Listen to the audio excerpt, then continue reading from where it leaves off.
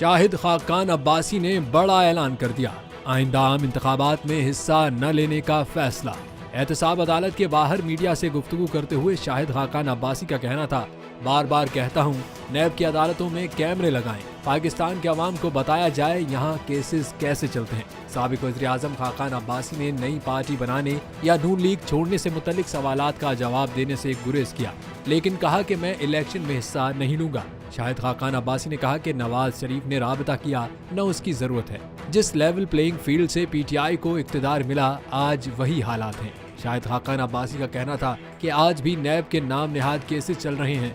इस केस का 5वां साल जारी है। एक केस पहले बना था, वो भी खत्म हो गया, ये भी खत्म हो जाएगा।